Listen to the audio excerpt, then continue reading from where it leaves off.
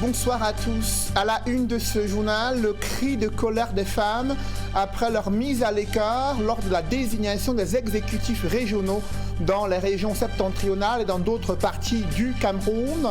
Elles déplorent la non prise en compte du genre.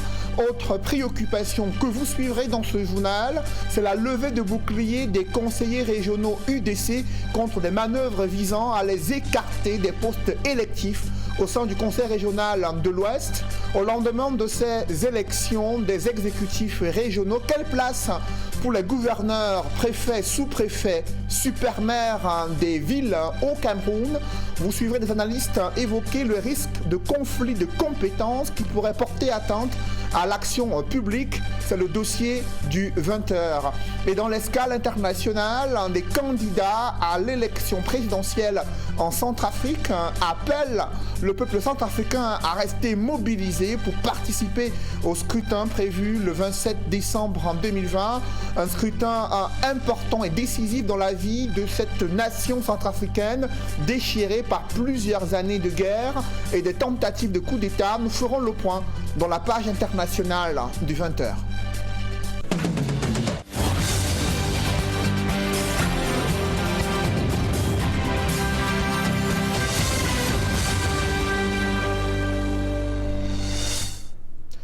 Merci de suivre cette édition complète de l'information sur Equinox Télévision.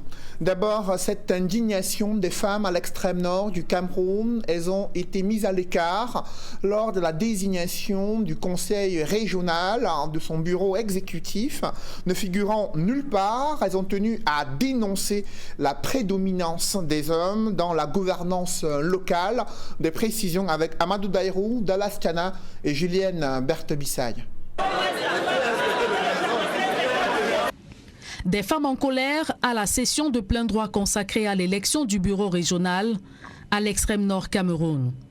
Elles digèrent mal leur marginalisation du bureau exécutif, constitué en majorité des élus RDPC. Nous avons fait confiance à notre parti, le RDPC, qui nous a apporté, je ne peux pas dire des personnes négatives, mais des bonnes personnes. Mais à notre grande surprise, sur cette liste-là, il n'y a pas de femmes. Alors que les femmes qui sont dans le conseil, c'est des femmes qui ont des têtes pleines. Dotées des aptitudes et capacités, elles étaient certaines de diriger certaines commissions. Hélas, l'approche genre a été bafouée. Les femmes ne sont pas présidentes de commission, parce que c'est que les commissions, c'est le travail. On met plein de femmes dans le travail, on met soit une vice-présidente, soit un chargé de mission. Je ne pensais pas que ça devrait être comme ça. Au-delà de cette marginalisation que décrivent ces femmes de l'extrême nord, l'élection du président du conseil est passée comme une lettre à la poste. Et c'est Kalbassou Daniel qui préside désormais aux destinées de la région de l'extrême nord pour les 5 prochaines années. L'extrême nord est dans une situation particulière en termes de pauvreté, en termes de sécurité, en termes de développement. Comme notre rôle en tant qu'exécutif du conseil régional est le développement économique et social. Le compte à rebours est lancé. Les populations de toute la région de l'extrême nord attendent les réalisations sur le terrain. Dans la région de l'Ouest, des conseillers régionaux UDC sont également en colère contre l'État du Cameroun et le RDPC alors qu'ils visaient la deuxième vice-présidence du conseil régional. C'est plutôt un chef traditionnel qui a été désigné en lieu et place des conseillers régionaux UDC selon les dispositions légales. Ils ont claqué la porte de la session plénière en dénonçant des manœuvres visant à les écarter et créer une crise politique dans la région de l'Ouest. Des précisions avec le Claire Tsakem.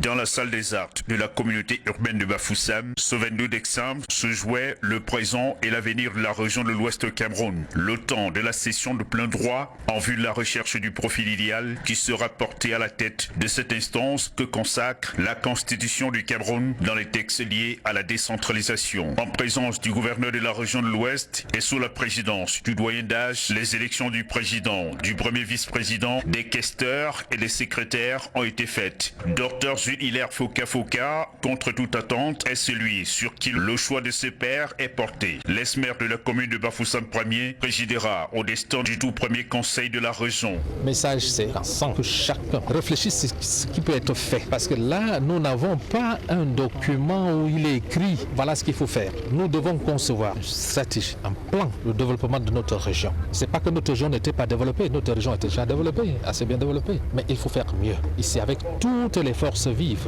de cette région que nous devons nous retrouver pour concevoir quelque chose qui puisse nous propulser plus loin que ça. Mais très vite, les tensions vont exploser dans la procédure quand est venu le moment d'élire le second vice-président. L'Union démocratique du Cameroun, le deuxième parti au sein du Conseil dans la région de l'Ouest derrière le RDPC, sortira de sa réserve pour créer à la marginalisation. Les tentatives de médiation du gouverneur Awafonko Augustine, appuyé par l'émissaire, seront sans succès. Un candidat est proposé pour répondre au nom de l'UDC, mais très vite balayé du revers de la main par la délégation de l'UDC qui dit ne pas reconnaître le dit candidat. Vous voulez de l'harmonie dans la région, vous voulez un développement harmonieux, commencez par être juste. Nous ne pouvons pas accepter du n'importe quoi. RDPC a imposé un chef parce que ce chef-là, il a déstabilisé une famille et comme on veut que l'Union démocratique du Cameroun et que le NUN reste dans la division et comme aujourd'hui l'État est partisan, aujourd'hui nous avons les crises qui nous secouent dans tout le pays. Aujourd'hui, on nous a renvoyés dans notre NUN avec notre problème. Qu'est-ce que vous voulez que nous fassions? Il y a des limites, mesdames et messieurs. Mais nous restons dans notre posture de républicains. Et nous sommes très fiers parce que les 17 conseillers, on ne nous les a pas donnés. Nous les avons mérités. Et nos populations sont avec nous. Et c'est ce qui est essentiel pour nous. Mais les grincements de dents de l'UDC seront sans effet réel. C'est dans cette ambiance houleuse que Sa Majesté Mombet Vessa Ibrahim Dunoun sera finalement porté au poste de deuxième vice-président. Pour les 5 années d'exercice, le chef de file appelle à la Fédération des énergies pour relever les nombreux défis qui les attendent. Ils ont participé au vote du président, au vote du vice-président, mais après ils ont posé un autre problème qui était difficile à résoudre. Ils se sont retirés. On espère que c'est pour un petit bout de temps, hein. Ils reviendront par la suite. Je leur fais confiance, je sais quand même qu'ils tiennent au développement de notre région. Nous ferons tout pour les ramener avec nous. Nous ferons tout parce que pour développer l'Ouest, on n'a pas besoin de laisser quelqu'un en marche. On a besoin de toutes les forces vives de cette région. Et le NUN fait partie de cette région. Ça sera sans les autorités traditionnelles de la Ménois, dont la liste avait été recalée suite à une contestation de la communauté Mbo de Saint-Chou. Dans la région du Soleil Levant, il a été pourtant absent sur le front de la campagne pour le poste de président de conseil régional à l'Est. Pourtant, le très discret ex-délégué du gouvernement auprès de la communauté urbaine de Bertois a été investi à la surprise générale par le RDPC. À peine élu lors de la session plénière, le premier président du conseil régional connaît déjà ses priorités. Il entend atteindre les objectifs de développement pour la région de l'Ouest, de la région de l'Est, et il invite d'ores et déjà les autres candidats recalés à l'élection en interne à travailler ensemble pour le développement de la région de l'Est. D'autres précisions avec Benjamin Essam. Convivial à la résidence de Waman Bélé Alphonse au quartier Kanou à Bertois. Après l'euphorie d'une élection passée comme une lettre à la poste, le président du conseil régional vient d'achever une réunion de prise de contact avec quelques membres de son bureau. Il faudrait déjà nous trouver des locaux. Il faudrait pouvoir organiser la structure. Il faudrait pouvoir organiser tout le personnel avant d'engager le travail.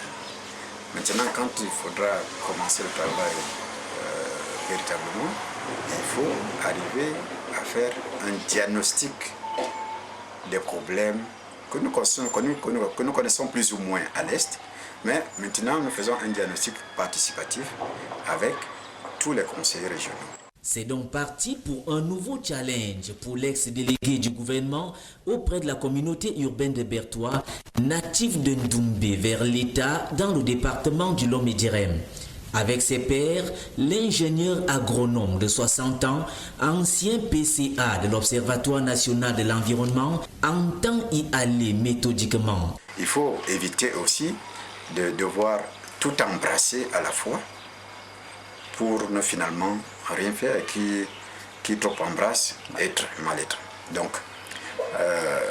nous avons donc des priorités par rapport à l'établissement de ces diagnostics et l'établissement des priorités. Et c'est quand nous aurons établi ces priorités, de commun accord, il faut le savoir. Ce n'est pas l'affaire du président seul que je suis, mais c'est l'affaire de tout le conseil, ou tout au moins du bureau que je dirige. Originaire de l'arrondissement de Mandjou, Ouamman Bélé Alphonse devra compter sur une équipe soudée, constituée aussi des candidats à la candidature. Nous avons respecté les choix de la hiérarchie politique et nous sommes très heureux que le choix se soit porté sur la personnalité de M. Ouamman, avec qui nous avons toujours fonctionné depuis l'université.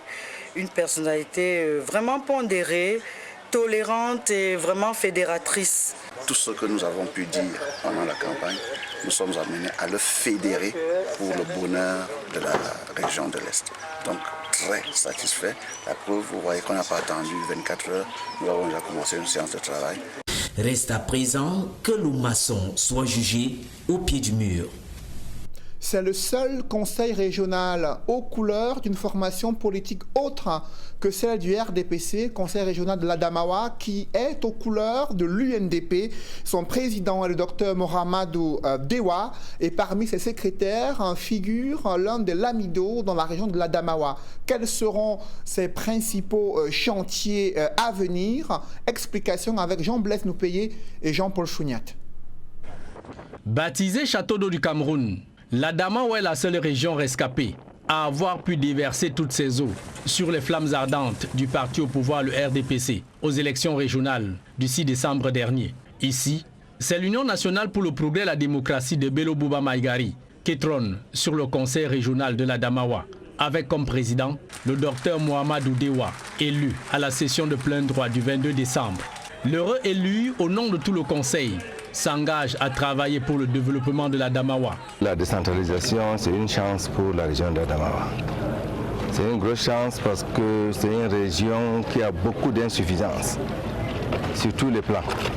L'éducation de la jeune fille et l'émancipation de la femme sont parmi ces chantiers prioritaires. Nous allons commencer à mettre l'accent sur l'éducation des jeunes filles et la formation professionnelle. Et puis on va penser au problème des infrastructures. De même, le nouveau président du conseil régional et ses vices se donne 5 ans pour soigner les mauvaises routes de toute l'Adamawa. L'Adamawa est l'une des régions qui n'ont pas de route. Entre deux départements, on ne peut pas joindre. Maintenant, l'économie, l'agriculture, l'élevage, tout ça, vous savez que nous sommes la première région d'élevage. Dans ce tout premier bureau exécutif régional pour l'Adamawa, un singleton du RDPC a pu se faire une place au soleil. Le conseiller Koulania Belmont du Mbéré partage le secrétariat avec le Lamido de Ngaoundéré, Sa Majesté Mohamedou Ayatou, représentant du commandement traditionnel. Si les ressortissants des 4 départements, à savoir le Mbéré, le Mayo-Bagno, la Vina et le Faro et Deyo figurent dans ce conseil, seule fausse note, aucune femme au bureau régional de l'Adamawa.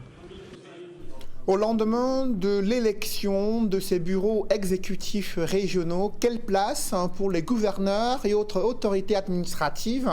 Cette élection a permis de pouvoir poser le problème de la définition des différentes attributions et les réalités sociopolitiques, lesquelles laissent entrevoir des risques de conflit de compétences qui pourraient hypothéquer l'efficacité de l'action publique durant les prochaines années. Autre explication avec Innocent Abega et Donald Brice Kamgan. Gilbert Timier-Vouna au centre, Polycarpe Barloc dans le littoral, Jules Hilaire Foka à l'ouest. En dehors de ces 3, respectivement anciens délégués du gouvernement et anciens maires, les autres présidents de conseils régionaux s'inscrivent à l'école des collectivités territoriales décentralisées. On peut encourager par exemple l'ancien délégué du gouvernement, la région du centre. On l'a vu transformer la société. Le maire de Bafoussam, il s'est battu, Bafoussam premier s'est battu. Mais les autres, est-ce qu'on les a vus sur le terrain en train de transformer la société? Ça, je ne pense pas. Les présidents des conseils régionaux prennent place aux côtés des 10 gouverneurs de région.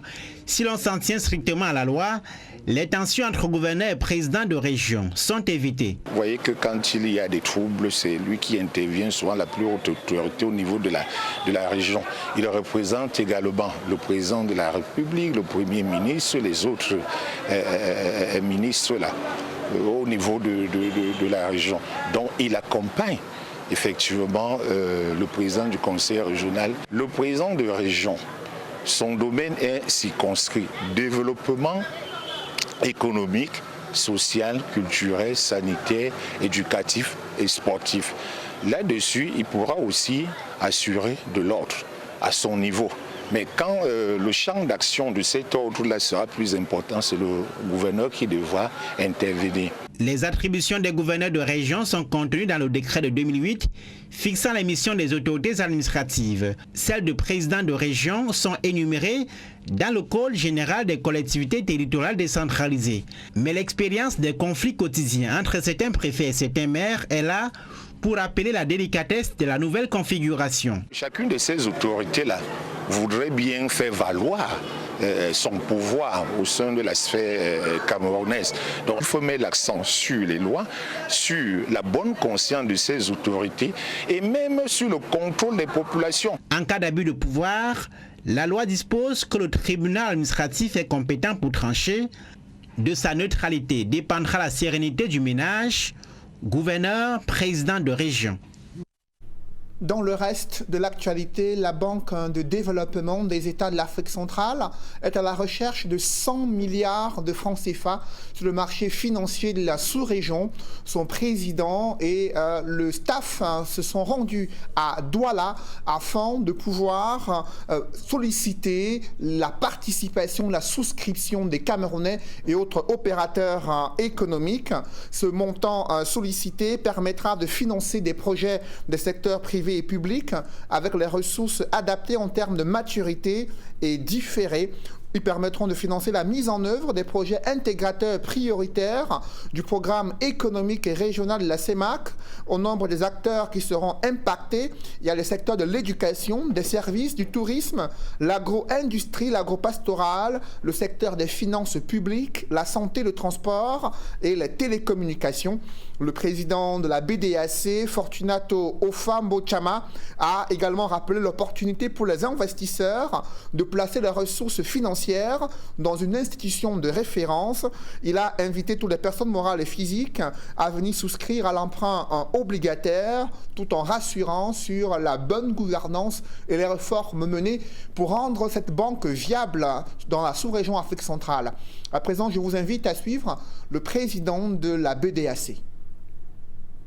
Nous disons aujourd'hui que la BDAC a ciblé les zones d'intervention prioritaires, l'agriculture, l'agro-industrie pour transformer nos produits, nos matières premières, la petite et moyenne industrie, la pêche, l'élevage, tout ça ce sont des secteurs. Comment aujourd'hui pour manger une bonne viande? La viande doit venir du Brésil alors que le Cameroun, le Tchad et tout ça sont producteurs d'élevage.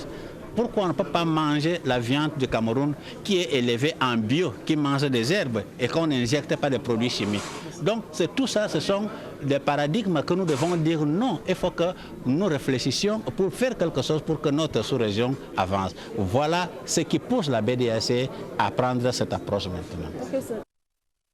À quelques heures du réveillon de Noël, avez-vous déjà une idée du repas spécial prévu pour la fête de Noël? De nombreux Camerounais estiment que ce sera un jour ordinaire. Ils n'ont pas toujours les moyens pour offrir un repas spécial aux enfants. Très peu ont fait déjà le marché des vivres faits et autres ingrédients indispensables pour concocter des mets très sollicités et très enviés par les enfants. Nos reporters sont rendus dans de nombreuses familles dans la capitale économique du Cameroun. Voici le reportage, c'est signé Isabelle Carole Zopet. Dans la famille Tchounté, à Bonabéry, dans la ville de Douala, la fête de Noël pourra être célébrée comme un jour ordinaire. Jusqu'ici, Dame Tchounté n'a encore rien à prêter comme décoration et repas pour la famille. Vous voyez, la maison est tellement vide, même la décoration, il n'y en a pas. Même la peau de fleurs, rien d'autre. Comme vous voyez, vraiment, c'est vraiment difficile pour nous. Parce qu'en ce moment-là, nous sommes aujourd'hui le 23, au moins sa décoration devait être déjà là. Comme vous voyez, il n'y a pas la décoration, donc ça veut dire que c'est vraiment difficile. C'est vraiment difficile. Pourtant, en pareille période, dans les années antérieures, la famille avait déjà fait tous ses achats des fêtes. Aujourd'hui, faute de moyens financiers, les Tchounté vont se contenter du peu qu'ils ont. Voici tout mon espoir pour les fêtes de fin d'année. Parce qu'actuellement, je n'ai même pas 5 francs. Je compte au moins chercher, même si c'est le poisson fumé, pour malaxer cette banane pour que les enfants puissent manger. Tout cela à cause du Covid-19 qui m'a mis dans une situation où, si ce n'était pas la force de l'amour dans mon foyer, peut-être ma femme serait partie à cette période. Comme dans la famille Tchounté, ce sera le même scénario chez les Bélinguines.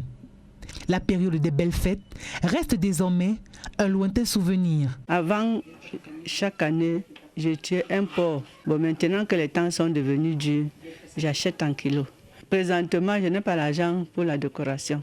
L'argent, là, je préfère que les enfants mangent et ceux qui viendront. Chez les Tchounté, comme chez les Bélinguines et bien d'autres familles à Douala et même à travers le pays, ce sera une fête de Noël, juste de nom. Une ambiance différente qui est observée dans les lieux de culte à la veille du réveillon de Noël. Des enfants se mobilisent pour les représentations théâtrales de la traditionnelle scène de la nativité dans les églises traditionnelles. C'est aussi le nettoyage et la mobilisation des différents ministres du culte pour préparer l'évangile et l'arrivée du Fils du Seigneur Jésus-Christ. Des précisions avec François Dikoumet et Cédric Ndjing. Plus que 48 heures et la cloche du réveillon de Noël retentira. Si dans les marchés de la ville de Douala, c'est déjà la cohue, dans les lieux de culte, on s'active autant que possible. Comme ici à la Baptist Church d'Aqua, où Madame Berthe dirige les dernières répétitions d'une main de fer. Tout doit être prêt pour demain. La répétition se passe assez bien. Les enfants essayent de faire le maximum et de donner le meilleur d'eux-mêmes. Nous parlons de la création, de l'annonciation du petit Jésus, de la naissance de notre Seigneur Jésus, et nous allons parler de la vie de Jésus. Les récits sont prêts, mais les sketchs, je constate qu'ils gadinent encore un peu. Si ici, l'on a plutôt opté pour les chants religieux en dialecte,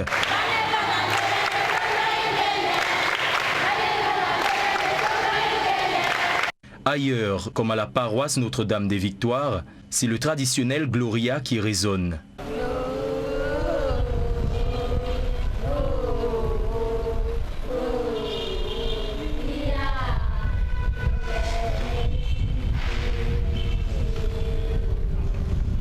Si toute la petite troupe s'en donne à cœur joie dans l'exercice du chant et de la danse, au niveau de la représentation de la scène de la Nativité, on tâtonne encore, mais pas de quoi démonter les plus téméraires.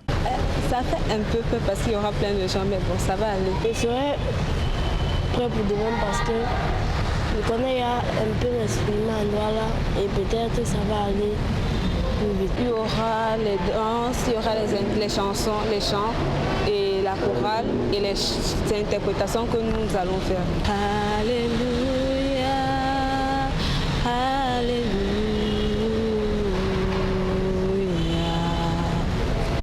Du côté de la logistique et de la décoration, tout s'active également pour donner un coup de jeune aux différentes paroisses et lieux de culte.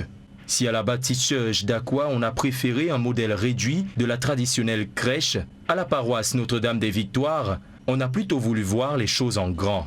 Même si les préparatifs ont pris du retard, du fait de l'incertitude que laissait planer la Covid-19, l'on est convaincu que tout sera prêt pour le jour J. Alors que certaines formations sanitaires font face à un manque criard d'équipement, le ministre de la Santé publique les invite à faire le nécessaire pour accueillir d'éventuels accidentés en cette période de fête de fin d'année. Manaouda Malachi a visité quelques hôpitaux à Yaoundé et ses environs. Compte rendu, Élisée Bogba et Aïk Cyril. Annoncé au départ comme une visite inopinée, la descente sur le terrain du ministre de la Santé publique sert finalement à galvaniser le personnel soignant, fortement sollicité en cette période de fête de fin d'année. Nous sommes à une période assez délicate de l'année. Nous sommes en fin d'année. Les festivités charrient souvent un certain nombre d'incidents. Et donc nous savons que le personnel de santé va être sollicité, sinon sursollicité pendant ces périodes-là. Donc nous venons leur dire toute notre proximité, les motivations que nous pouvons apporter pour que ce personnel soit déterminé à pouvoir faire face à cette période-là. Manaouda Malachi parcourt les hôpitaux de Mbalmayo, Ngalan, Odja et autres. Il veut voir si les formations sanitaires ont pris des mesures pour accueillir d'éventuels accidentés. Nous rassurer que les services, et notamment le service d'urgence de l'hôpital, a un dispositif spécifique pour pouvoir prendre en charge des incidents le moment venu. Dans son périple, le ministre de la Santé publique échange avec les responsables des formations sanitaires. Il visite des services spécifiques, à l'instar de la pharmacie et des urgences. Au centre de santé intégré de Ngalan, le constat est amer. Les bâtiments sont vétustes, les équipements inappropriés. À Ngalan, comme dans plusieurs autres hôpitaux, le MinSanté fait la promesse de renforcer le plateau technique. Nous avons promis, n'est-ce pas, un certain nombre d'équipements qui peuvent être récupérés dès demain, parce que nous les avons, pour parer, n'est-ce pas, au plus pressé et faire face aux priorités du moment, le temps que nous déployons notre stratégie, notre plan pour pouvoir relever les plateaux techniques de nos formations sanitaires. Alors que les carillons de la fête sonnent, le ministre de la Santé publique invite les formations sanitaires à se mettre sur leur garde afin de parer au plus pressé. Mais le problème, c'est la mauvaise qualité des plateaux techniques. Dans ce chapitre santé, la présidence de la République veut voir clair dans la gestion des fonds débloqués dans le cadre de la lutte contre la propagation du Covid-19. Selon une correspondance attribuée au ministre d'État, secrétaire général de la présidence de la République, il s'agit d'un audit des fonds Covid-19 dans le cadre d'une mission spéciale confiée au ministère chargé du contrôle supérieur de l'État. Pour mener à bien cette mission, une dotation de 32 555 000 francs CFA est sollicitée auprès du ministre des Finances. À cette dotation s'ajoutent d'autres frais inhérents à un autre audit des fonds Covid-19 débloqués au ministère de la Recherche scientifique. Selon la correspondance, les frais sollicités s'élèvent à 27 500 000 francs CFA. Cependant, les autorités camerounaises n'ont ni confirmé ni infirmé les nouvelles contenues dans ces différentes correspondances. Toujours est-il que la gestion du Covid-19 fait l'objet d'un suivi particulier de la part du député Jean-Michel Nitieux.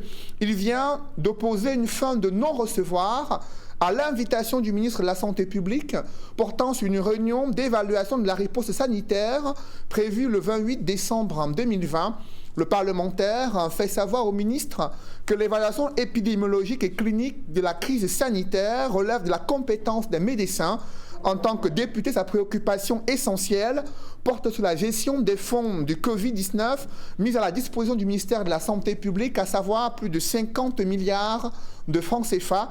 Dans sa correspondance, le député SDF Jean-Michel Nitieux invite plutôt le ministre de la Santé publique à discuter avec les parlementaires lors d'une session de l'Assemblée nationale pour échanger sur les soupçons de prise illégale d'intérêt, soupçons de corruption et soupçons de détournement de deniers publics dans le cadre de la gestion du Covid-19. Le député Jean-Michel Nitieux qui décline l'invitation du ministre de la Santé publique pour une réunion d'évaluation de la crise sanitaire prévue initialement le lundi 28 décembre 2020. Dans l'escale internationale, l'Union africaine, préoccupée par l'évolution de la situation sociopolitique en Centrafrique, le représentant de l'Union africaine en Centrafrique a rencontré le président de l'Assemblée nationale centrafricaine et une délégation de parlementaires afin de discuter sur l'état d'esprit des Centrafricains, le climat sociopolitique dans ce pays d'Afrique centrale, et toutes les autorités centrafricaines africaine et les représentants de l'Union africaine sont convenus du maintien du calendrier électoral et la nécessité de la paix dans ce pays d'Afrique centrale afin que le processus électoral parvienne à son terme. À présent, je vous invite à suivre le président de l'Assemblée nationale en Centrafrique, Laurent Ngon Mbaba, et le représentant pour l'Union africaine en RCA. Il n'est pas opportun aujourd'hui, pendant que le pays a tourné la page des violences, au moment où le pays a opté pour le renforcement de la démocratie, que nous ne pourrons pas aller à rompre le processus électoral par des violences, soit par la tentative de coup d'État, mais il faut donner l'occasion aux Centrafricains de choisir son propre président. Une rencontre qui a été sollicitée par l'honorable président de l'Assemblée nationale, qui a souhaité rencontrer le G5, comme vous le savez, qui est constitué par les Nations Unies, l'Union africaine, l'Union européenne, la France, les États-Unis, la Russie, la Chine, la Banque mondiale et l'Union européenne. Voilà. Donc, la toile de fond, c'était de s'enquérir sur toutes les mesures qui ont été prises par la communauté internationale et spécifiquement par la MINUSCA par rapport à la sécurisation des élections, par rapport à la situation sécuritaire et tout le reste. Donc c'était ça vraiment la toile de fond de la rencontre. Quel est le regard des candidats à l'élection présidentielle en Centrafrique sur les troubles et les velléités d'insécurité dans l'arrière-pays? Je vous invite à suivre Catherine Samba Panza. Elle est candidate indépendante à cette élection présidentielle. Elle était à la tête de la Centrafrique. Elle a assuré l'intérim, ex-maire de Bangui. Elle appelle au calme et demande à tous ceux qui sont derrière les groupes armés de mettre fin à la manœuvre de déstabilisation de la Centrafrique. Pour elle, le principal enjeu, c'est cette élection prévue dimanche 27 décembre 2020. Je vous invite à l'écouter. Centrafricains, Centrafricaines, mes chers compatriotes, est-ce si difficile d'avoir la paix dans notre pays?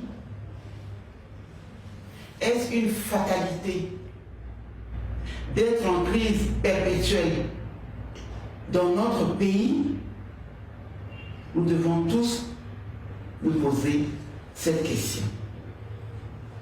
Face à l'insécurité galopante qui assombrit le climat socio-politique de jour en jour, notamment dans l'arrière-pays, au risque d'entraver le processus électoral en cours, moi, Catherine Samba Panza, candidate indépendante aux prochaines élections, ancien chef de l'État de la transition, femme de dialogue et de rassemblement, lance un appel solennel à l'ensemble des forces vives de la nation centrafricaine autour de l'union sacrée des cœurs et des volontés en vue de la préservation de la paix dans notre pays.